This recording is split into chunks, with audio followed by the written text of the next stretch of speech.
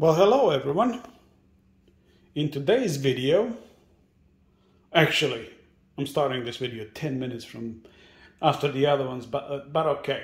In today's video, continuation from the last one, we're going to use these three devices to test the accuracy of the Victron Smart Shunt. So let's see what we are going to use as our test equipment. So, for purposes of today's testing, we are going to utilize my electric car, which is Mustang Mach-E. Alright, the next thing is home will be in grid mode. Only thing that it's never hooked up to the grid is open EVSE. So open EVSE is always connected to the inverters and the battery, so we will utilize this beautiful device to make adjustments to charging amps. We can do it in increments of 1 amp. So that's what we are going to use to test the accuracy of Victron Smart Shunt. Alright guys, here we are on the open EVSE page. For my charging station outside. Right here, as you can see, we can adjust with how many amps are we going to charge my electric car. So we are going to utilize this to draw constant amps from the battery, which will give us more precise results instead of having the whole house run and the kids in the house turning on and turning off stuff. I think this will give a better overall picture of what's going on. My solar day is almost over, so once this is finished, I'll hook up a car and we'll go from there. But here it is. This is how we're going to work on it. Alright, so let's get some baseline readings over here. We'll zero all of them out, and then we're going to take the first measurements across the shunt. Right now we are showing 4 amps at the shunt. So let's start with the Fluke.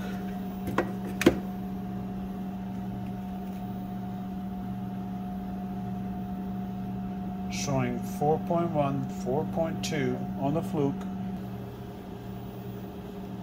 We'll zero this out. Let's measure this one. This one is showing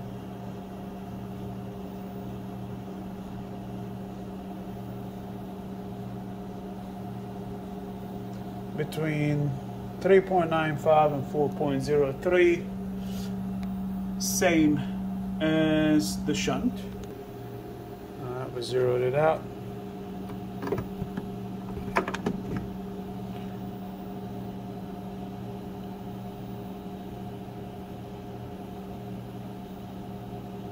Four amps even. 397, 3984, which agrees with this reading right here. Alright, so I have set the car for 10 amps as a beginning.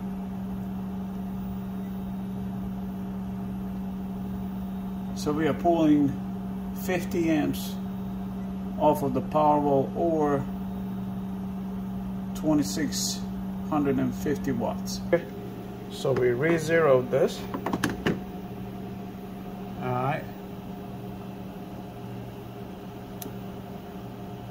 And Klein Tools is showing 51.3, so there's already a little bit of a deviation between the two. Alright, next one we're going to do a Fluke. Alright, so we're going to hook up a Fluke, see what the Fluke says. Fluke says 51.7. This is still at 50.1 amps. Alright, so we do have a deviation between these two. Okay, let's go with the third one. Out. Let's put it in. Okay. This one is showing 52.3. So, alright, so I am in a 30 amp mode in a car, which translates into 142.97, 9587 amps on the Smart Shunts. Let's see what the Fluke is going to show. 147, 147.5, 146.5, 146.5 on the Klein tool. Okay, and let's see MK06.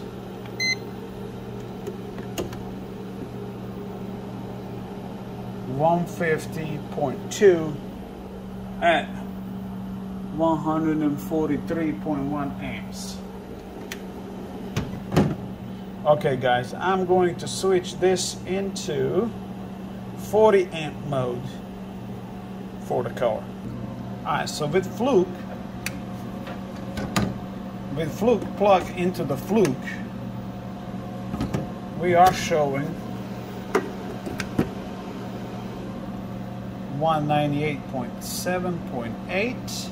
All right, and then we're gonna try and plug in Fluke into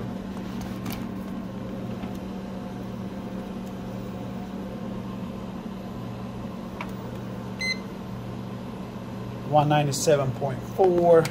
All right.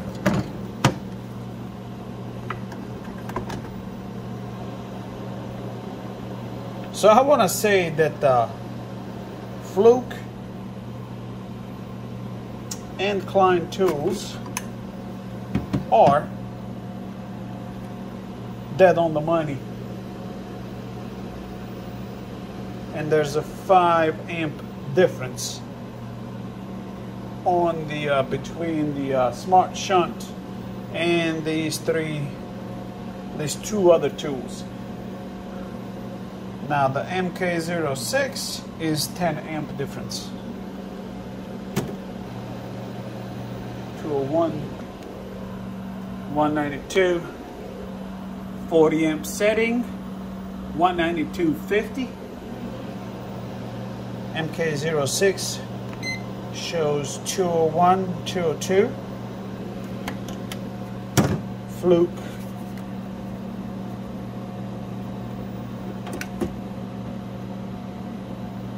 198.7, 198.9. Let's try to zero this. Alright. Zeroed. 198.7, 199.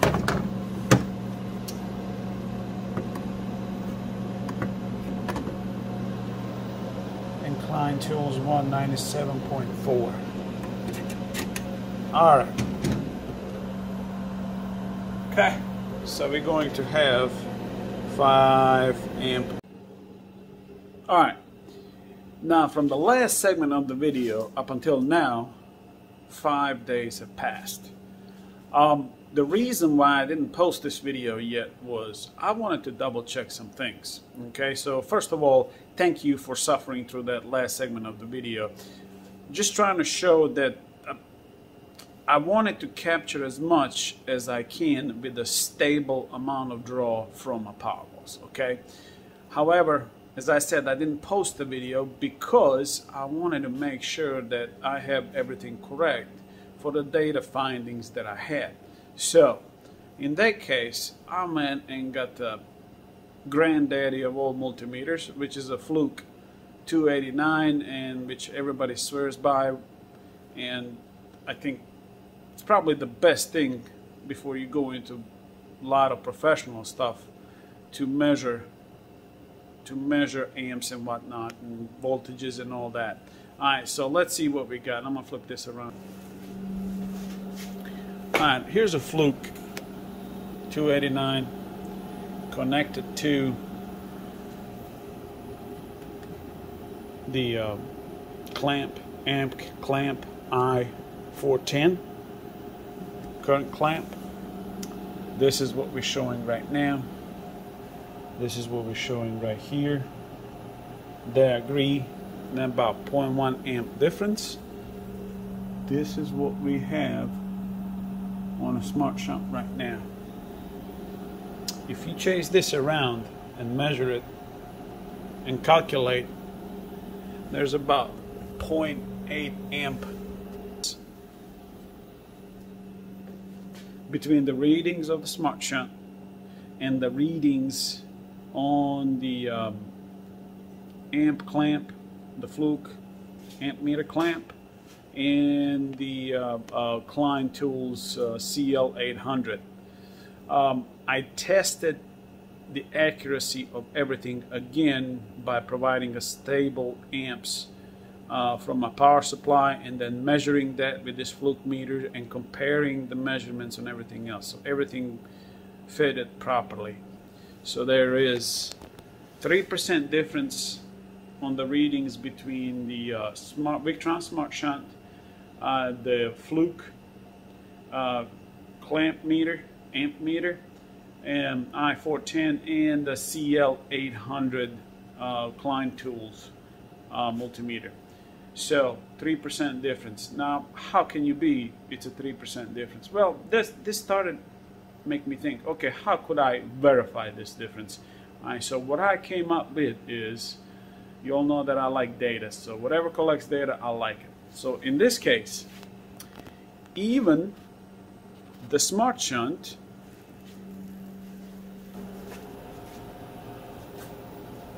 that is down there collects data. So deepest ever discharge recorded on this Smart Shunt for me was 1036 amp hours. So you might say, hey, how does that indicate it was 3% off? Okay, for the given lowest recorded voltage at 46.7 volts, okay, this number should have been bigger, because my total capacity of all three power walls is 1080 amp hours, so 360 amp hours per power wall. So if you compare the number of the lowest voltage, which is 46.7 volts, 47 volts, to 1036, this number should be higher, because past 48 volts, below 48 volts, the voltage starts dropping off real quick. Okay, so I think this number should be bigger, and I compared my cells and everything, and I measured them before, and I do get 120 amp hours at least. I get even more amp hours on certain cells and in certain test scenarios. So this number should have been higher in this case at this point within the voltage. So this gives me a good indication that all of my test equipment is correct, and that the Victron Smart Shunt is 3% off, at least for me. I don't know what it could be for you. So my other question would be, can this device be recalibrated to correct for those 3%? I don't know, that would be a question for the Victron. Is 3% a lot? Maybe at 1,000, over 1,000 amp hours. Maybe it is. Maybe at lower capacities it might not be. But being 3% off means that every other number over here is off by 3%. Okay? That is my total point. So, hey, it's 3% off. We will use this data to compare it to the upcoming measurements on a TBD Smart Shunt that I received for review. Let's see what happens, guys. I'm actually waiting for new cells to come in so I can test it with them. So once I get that in, I'll post that video too. Alright, boys and girls, I'll talk to you again. Bye.